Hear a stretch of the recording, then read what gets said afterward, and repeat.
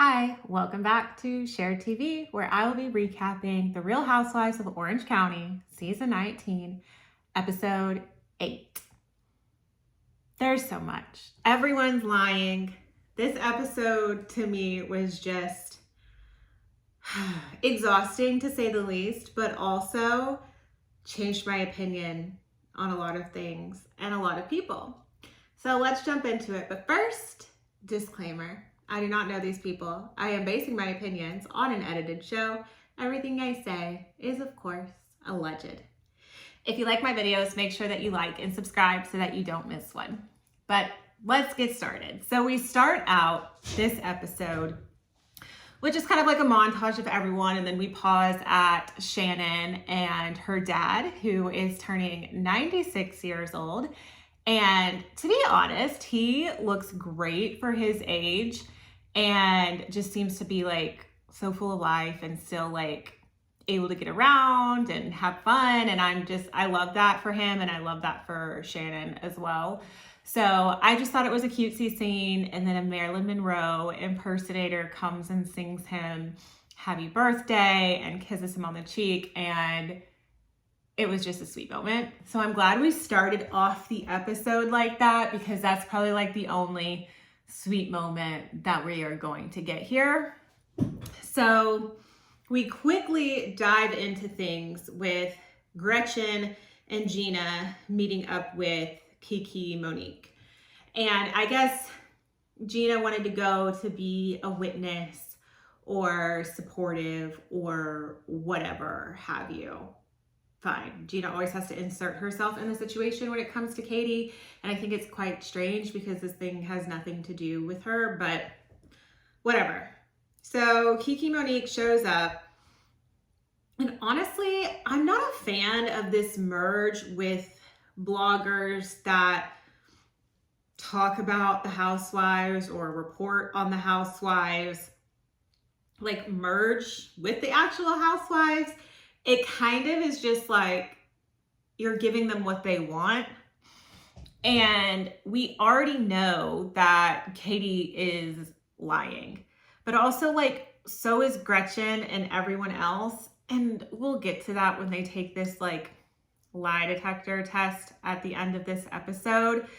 But I just don't get it. Like they're so hard pressed, and then Gretchen's getting all upset. So Kiki Monique tells them that Katie told her this information and that she also told information on Gina. And I was like, how convenient that now all of a sudden Katie had given Kiki this information on Gina, and Gina just happened to like show up at that lunch. It just felt like Kiki was prepared to like stir more drama. And it wasn't, I don't know. I have so many thoughts and I'm trying to like keep them straight. And I have all of my notes that I like wrote from this episode, but it just gave like really convenient timing for Kiki, like that Gina showed up. And the issue now, she's saying that Gina had asked Katie about like, are you wearing an Asian designer, and making it seem like it was some kind of like racial attack against Katie. And that was kind of like how Kiki was spinning it. But like when Gina gave like, okay, you keep saying like, I'm going to represent Asian designers, yet you're not wearing Asian designers. So I can see why Gina was like, well, is that an Asian designer? Kind of like, you're not actually representing these Asian designers. I personally, in no way, shape, or form, think that Gina is being racist or having some kind of attack against her. There would have to be way more instances to where I would honestly believe that. I kind of think it's a stretch. And I think that Kiki is also like, they kind of have this whole gang up on Katie. And I kind of think Kiki's in on it too. Because she really threw Katie under the bus when Katie thought they were friends, right? So then it's a short scene, and then Kiki Monique ends up leaving, and Gina goes to give her a hug, and she's just like, thank you for being a reputable journalist. Girl, she's not a reputable journalist. She's a blogger that also, if given the opportunity, would tell a story about you too, right? So like, it's giving just too much.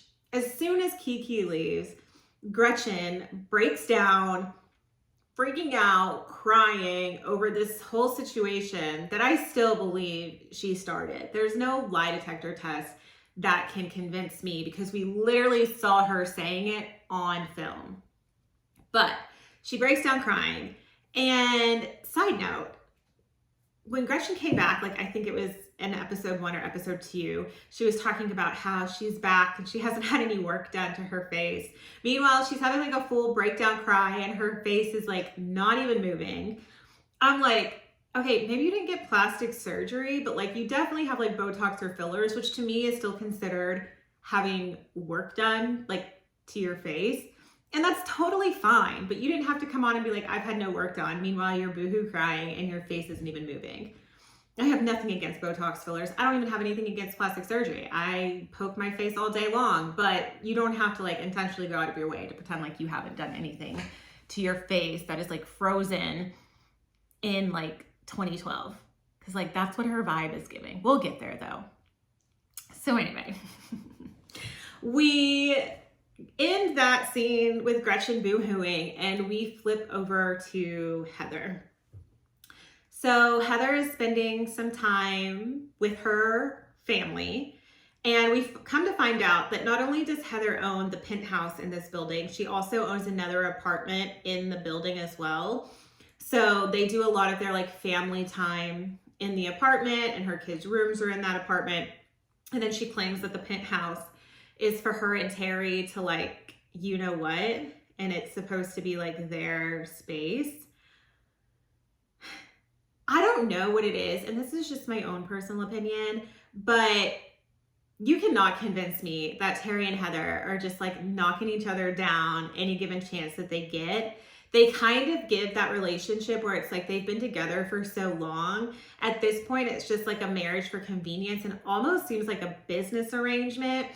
And anytime they try and act flirty towards each other, it just gives friend vibes. Like, I believe they like each other. I believe they're friends, but it's just like their vibe is not like, oh, we have this whole penthouse and it's just like this like place where Terry and I just like do all of these things. Like, I feel like they're trying too hard to convince us that they're like a couple that's just like can't keep their hands off of each other. Because there's like, and I know Heather is pretty calculated into like how she's perceived and how they're perceived as a family and as a couple. I still think she called the paparazzi, but you can tell that she says these things on camera, or like Terry will say something on camera to like make it seem like they're like way more like lovey-dovey than they actually are. And if they're not, that's fine, but it's getting like a little cringy because you're like, that's not how you guys normally are, and I can't see that being your personality. But fine, heavy on the friend vibes, but they have game night with their kids. That was cutesy. They talk about the house that they're trying to sell. And I always think it's funny when kids are like, have we sold the house yet? Like, little kid, you haven't done anything. But one also still trying to figure out why Heather and Terry, like they're smart people. So it's like, why did they buy that house in the first place when their kids were leaving? One or two of them were already gone. I think the twins were already gone when they bought it. And now their other kids are about to graduate high school. And now you're like, hey, we need a place for everyone to come home to. And everybody's chiming in on where this family home should be. And I don't know. I might be old school in this, but it's like your family home's going to be wherever we decide to move and you can come home. Also, Heather and Terry can have like multiple homes in multiple locations. So fine. I just think they made a weird decision buying that house and then now they're just trying to get rid of it and break even. What's the point? What was the point?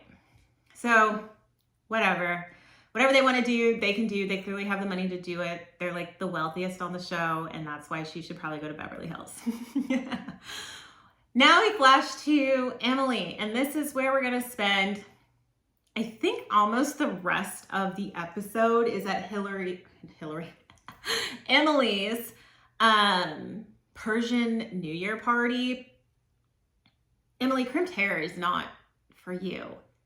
I think Emily really needs a stylist because her confessional look is awful. The crimped hair and denim dress just wasn't giving. And she seemed really casual for her own event, but whatever. So I think she needs a stylist. She's a beautiful woman and she could give us so much more. And I wish that she would. But she has this Persian New Year party. So she's doing all of the traditions. However, it's just a Persian New Year party for the girls. And it's a disguise for they're going to pop up and it's the lie detector test. We are so shocked. Obviously, we saw this on the preview. However, I thought it was just going to be a lie detector party, not like a Persian New Year party. So you went and did this whole beautiful spread with culture and you could be educating them about the culture and all of these things. Yet you wanted to take that and turn it into a lie detector test party. Also, if I went to somebody's house thinking it was going to be a Persian New Year party with this beautiful food and beautiful culture and found out it was like a lie detector test party, even if I was lying or not, I would be like, no, this seems like a setup. This is sketch. Like, I don't want anything to do with this. And also, let's not forget, lie detector tests aren't even admissible in court. I'll just leave that there. So each one of the girls, as they're coming in, they get a packet and they can ask questions anonymously to the other girls for their lie detector test. Well, then, of course, obviously we know that production has a hand in all of these events and they tell the girls like what time to get there and in like what order, because everyone's getting there. Gina keeps trying to keep a secret that she met with Kiki Monique the day before with Gretchen. So they're talking about that. Heather's talking about, you know, everything with Tamra, and then Tamra shows up. So cue Tamra, and she shows up wearing all red, like the devil she is. And honestly, to give Emily some credit, and this is the only time I will give her credit for this episode, when Tamra came in, she did come in like she was about to like rip everybody apart. And even Heather had mentioned like, she tried to say that I didn't reach out to her, but I did reach out to her. So it's like Tamra just wants to play victim. So as soon as she walks in, Emily just did a really good job of like disarming her and being like, hey, I'm sorry. I just couldn't focus on this. I was trying to focus on my kids. And obviously then Tamra couldn't say anything after that. It's similar to what Tamra did last episode when Heather was confronting her and then Tamra like trauma dumped. So then Heather was like, I can't say anything after that. Emily did a good job of that. And so then Tamra immediately was like, well, oh crap. Like now I have to be nice because she was having struggles with her kids. I can't be the butthead that's like, no, focus on me. And then Gina's like trying to insert herself again and goes, I'm just going to say hi and rip the Band-Aid off. Like, okay, Gina, if you have to insert yourself. And then Tamra immediately apologizes to Gina, I guess, for the text message that she sent. It just is giving very performative. I don't think she's really sorry. I don't think she feels any kind of remorse. And then she tells Gina that she's like still trying to figure out how she processes emotions and all of these things through her therapy. And I'm just like, girl, if you have not learned how to be emotionally intelligent and like process all of your emotions at this point, like you're like pushing 60 and you're still behaving like this and then saying like, I'm still learning how to work these things out. Come on. Like if you haven't worked these things out at this point, it's not happening. And honestly, you keep doing the same stuff over and over again. The therapy's not working. I feel like she's been in therapy the whole time of Real Housewives of Orange County. She's either been in therapy or trying to get saved and baptized and like utilizing that. It's exhausting, Tamra. This is just who you are. And I honestly just wish you would own it at this point. If you want to be the villain and you want to be vile and you want to be mean, we'll just accept you for that and know that's what it is. But you doing all of these things and then saying I'm still trying to work on processing my emotions, you're also, that means you're not taking accountability for how you're treating other people. But I'm off on a tangent. I just thought that was interesting for her to be like, I'm still working through this in therapy and you're 60. pushing 60, something like that. I don't know how old she is, and I'm not trying to be funny. Like, I think she's just too old to be acting like this. So this whole lie detector test really just seems like a calculated gang up on Katie. And this is where I'm flipping. We started out the season and I was just like, Katie's a liar. She is. And she's wrong. But now it's getting to the point where it's bullying and a gang up and everybody, more than one person is lying. And she's not even lying about something crazy. She's lying about talking to a blogger. And all of them at this point have talked to bloggers or are almost like bloggers, Tamra. And I think when Gina kind of like contradicted herself in the last episode with, you have reached out to bloggers, and then Gina calls a blogger to confirm that she reached out to a blogger, and now they're meeting with Kiki Monique earlier in this episode. It's just like, you clearly all have this network with these people. So why is what Katie did so bad? And she got that information, I still believe, from Gretchen herself. Should she have told it? No. But that's where it ends. And now that we have set up this whole party as like an entrapment for Katie, it gives icky. And I know this is kind of like petty drama. And yes, this is what Housewives is about. But it's getting, the gang up is what I don't like, because Katie doesn't even have one ally at this point. And so it's just giving Mean Girls. So also, when they go to take these lie detector tests, did anyone else see the plastic on Emily's stairs, like covering the carpet? I don't know if that's for production or like all the camera crews and stuff in her house, or if that plastic is there all the time. It just gives like old grandma's house vibes. I didn't know if anybody else saw that, but I saw they showed it like twice. Anyway, so they sit down to take these lie detector tests. And of course, we all know in a lie detector test, they start out with questions that are obviously going to get your baseline for if you're lying or not. So they ask like what your name is, and are you this person, or do you know this person? And then they ask Jen like a math question, and I'm like, see, that would immediately make me nervous too, because she gets it wrong, because it's like, you're not expecting that. So they're going through these questions, and honestly, it kind of feels like production added their own questions into the lie detector test, because they also had like the corresponding flashbacks, and I know they piece it together after they do it. However, I don't think all of these girls thought to ask some of those questions. So there were more questions than I feel like the girls like actually wrote on those pieces of paper.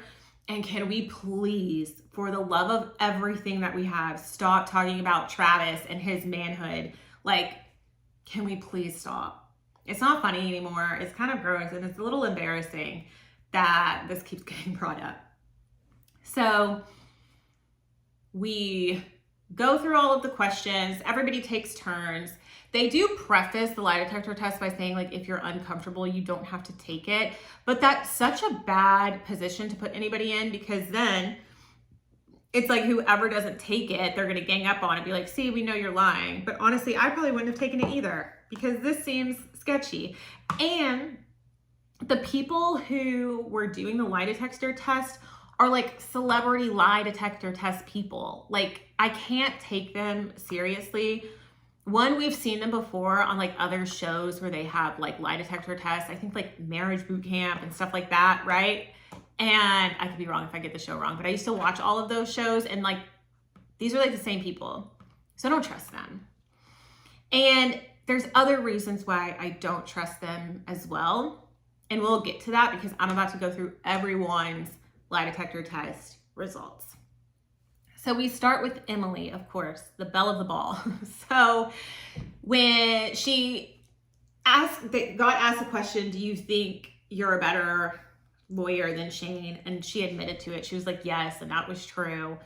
And then she passes when she asked if she talked bad about Heather in front of her kids. So apparently Emily never talked bad about Heather in front of her kids. I don't believe that though, which is why I think these test results are a little skewed. Because then we flip to Gina, and Gina passed when she was asked if she only keeps Heather around for her real estate connections. And she said no. And part of me, I do believe that she doesn't keep Heather around for her real estate connections just because I don't feel like they're that close. However, it just is like, Heather was like, oh, well, I wouldn't even believe it if it came back that you failed that question. Yet Heather asked the question. So she clearly wanted to know if that's why Gina kept Heather around.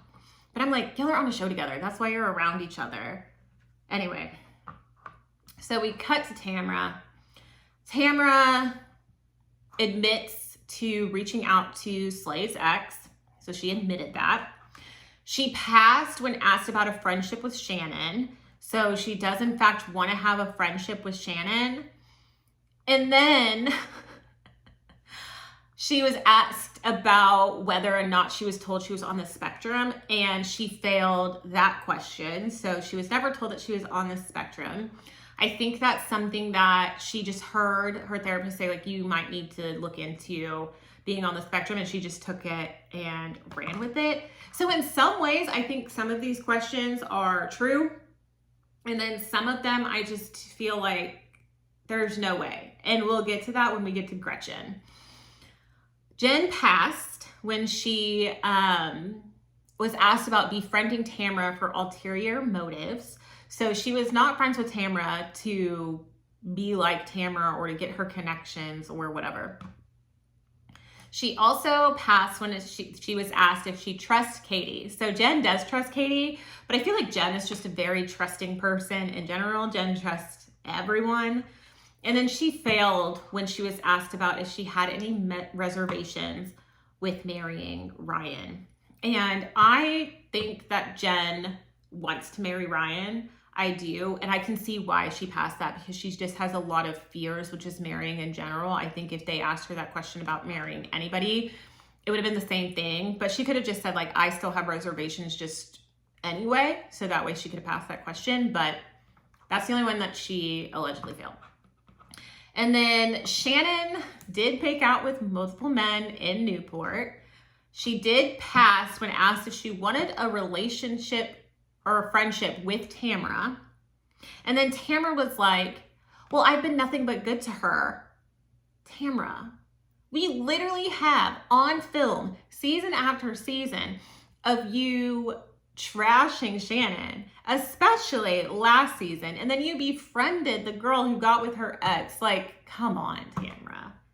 I think Tamra lives in her own state of like delusion. Like, she forgets that we watch the show, and she kind of is making out the audience and Shannon to be like an idiot. Like, we didn't forget. Heather passes when she was asked if she would rather be a housewife of Beverly Hills. And she said yes because of the commute. But honestly, I do think it's like what Tamra said. It's because you don't want to be with people who don't have money. But honestly, too, I think Heather is a good balance on Orange County, and we've only seen her on Orange County. I don't know how she would do with the women on Beverly Hills, but she also has a lot of money, so it might make sense. However, I just feel like outside of Sutton and Bose, they have like a lot of wealth. But now housewives across the board, like the wealth threshold is kind of like coming down a little bit. So I don't think it matters if she has a ton of money or not. Now we get to Gretchen. So Gretchen passed when she was asked about telling Katie and Jen if she was slipped something. And I'm going to use that terminology so we don't get canceled off of YouTube. But she passes that. And this is where I'm like, I don't trust this lie detector test. And then she passed when she was asked, did she go to the hospital? And she said, no. We literally have on camera shown multiple times where she didn't say it multiple times, but production shows it multiple times where she said she went to the hospital. So that's where I'm like questioning the validity of this whole test right there. And because we saw that she said it, now she's backtracking.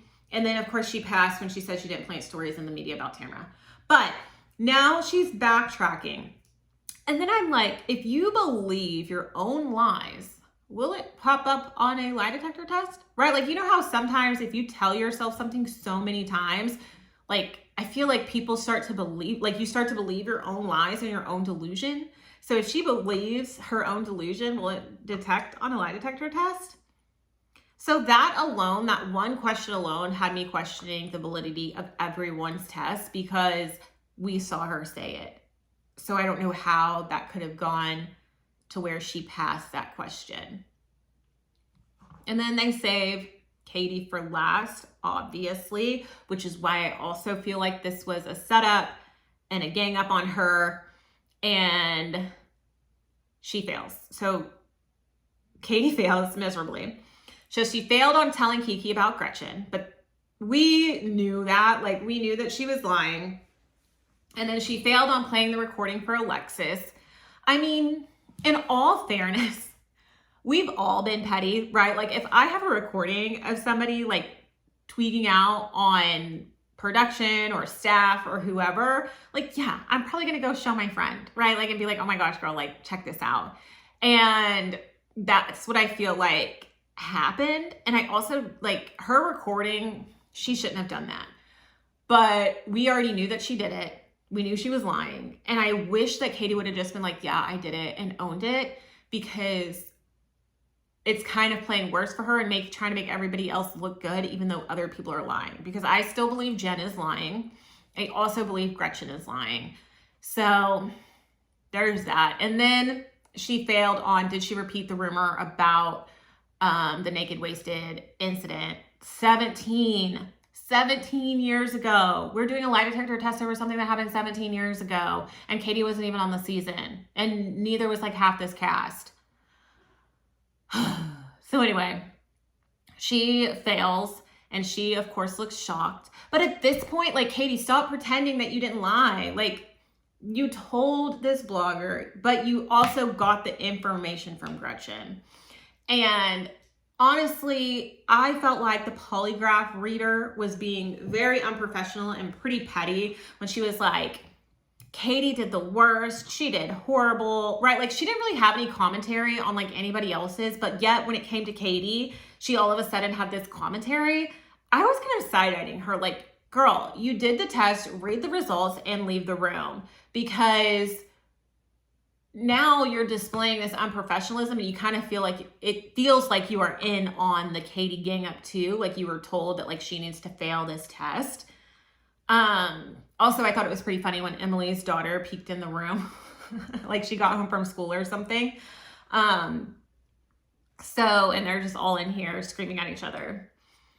And that's exactly what happened. So they paint Katie and Emily. Emily starts to get really upset. She's like yelling at her in her house and then basically says that you need to leave. And before that though, sorry, let me backtrack. Gina brings up the Asian designer comment to her and how it can be perceived. And I feel like that was, again, my personal opinion, I feel like that was probably taken a little bit out of context, or I don't think that Gina meant it in the way that either Katie took it or she wanted something to pass to a blogger to create this narrative. I don't agree with that, but that's just my opinion. I also wasn't there when it was said. They played a little clip of it, so it didn't seem like it was like a malicious thing, but if Katie perceived it like that, then maybe it could have been. But I just feel like it's a little stretch. So then then Emily's like, you can go ahead and leave my house. It's giving when Heather kicked out Shannon from her house like seasons and seasons ago. But they really gang up on her. And I felt so uncomfortable for her. Like, honestly, just like, oh, I can't believe I'm saying this. I wanted to give her a hug, because to have so many people just like coming at you and you're supposed to just sit there and take it. You're getting kicked out of somebody's house. They set you up with a lie detector test. The polygraph person is like commenting that you failed miserably. You were the worst one.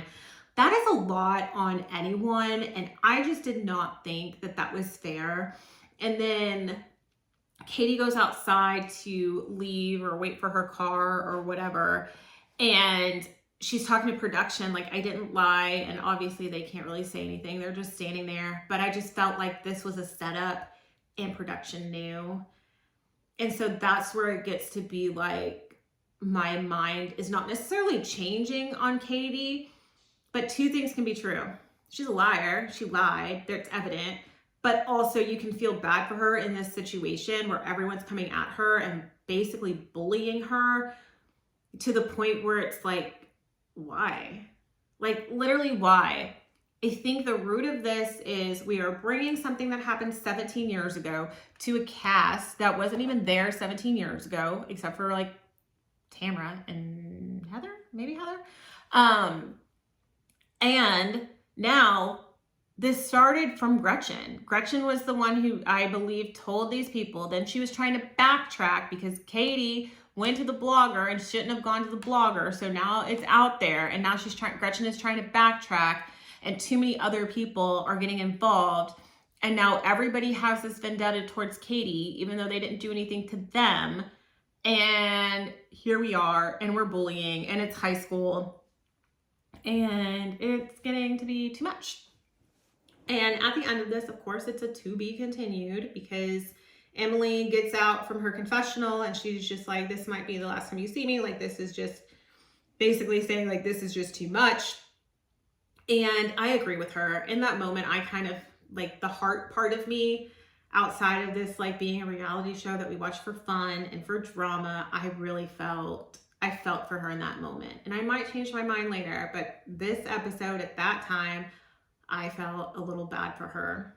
So we will see what happens next episode. But honestly, if they're not all ganging up on Katie and Katie's not there, and we already know she doesn't go on the cash trip to Amsterdam, what are they going to talk about? Because they have now made all of their storylines basically outside of Emily, because Emily has her storyline with her son. But now they've all made this their storyline with the blogger and with Katie. So like, what are they going to talk about now? And I just wish Katie at least had one ally or maybe two in this situation, but she doesn't. So she's going to be out there to dry. We'll see what happens with one, like future of her on the show. And then also just like what happens and how these storylines are going to progress without the catalyst of their storylines. But we'll see what happens next episode. Thank you guys for watching. Also, I am so excited for Real Housewives of Potomac to be back. The Grand Dame gets out of jail on, I think, September 2nd. So that's coming up, I think, on Tuesday. So we'll see what happens. I'm excited. We get some new girls. I will definitely be watching. But until then, we are occupied with the Real Housewives of Orange County and all of the BS drama. So if you liked this video and liked my others, please make sure you like and subscribe so that you don't miss one. And I will see you guys next Friday. Bye.